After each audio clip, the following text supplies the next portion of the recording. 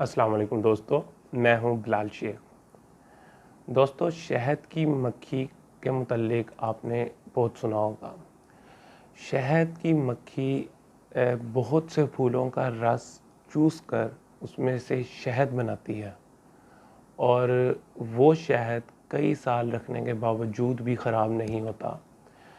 इसमें interesting fact ये है कि शहद की मक्खी जो रस चूसती है वो कड़वा होता है और कुदरती निज़ाम और कुदरती सिलसिले से वो जब शहद बनाती है तो वो मीठा होता है और वो कई साल मिठास उसकी बरकरार रहती है और वो एक्सपायर नहीं होता। हमारी ज़िंदगी में भी पॉजिटिविटी और नेगेटिविटी का ऐसा ही मामला है कि अगर आप अंदर से पॉजिटिव हैं तो सारी दुनिया की नेगेटिविटी को चूज़ कर जब आप रिएक्शन देंगे तो वो पॉजिटिव होगा और वो पॉजिटिविटी सारी ज़िंदगी आपका साथ देगी।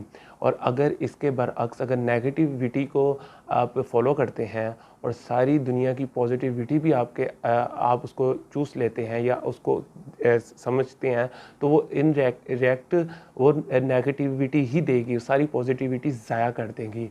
तो अपने अंदर पॉजिटिव रखें क्योंकि आने वाला वक्त भी इसी पॉजिटिविटी को आपकी आइडेंटिटी बनाता है और आपको दुनिया उसी पॉजिटिविटी से याद करेगी। और अगर आप उसी नेगेटिविटी को रखेंगे तो वो नेगेटिविटी ही आपका किरदार बन जाएगी। तो अपने अंदर को पॉजिटिव रखें और सारी दुनिया की नेगेटिविटी भी आपके अंदर को ख़राब करने की कोशिश करें तो उसको नाकाम बनाएं और पॉजिटिविटी को ही फैलाएं और इनडायरेक्ट पॉजिटिव ही निकालें और आपके अंदर जो फैक्ट्री है वो सारी नेगेटिविटी को पॉजिटिव वे में लेके चलें ताकि दुनिया आपको अच्छे नामों से याद रखे और आपका आने वाला मुस्तकबिल अच्छे नामों से जाना जाए।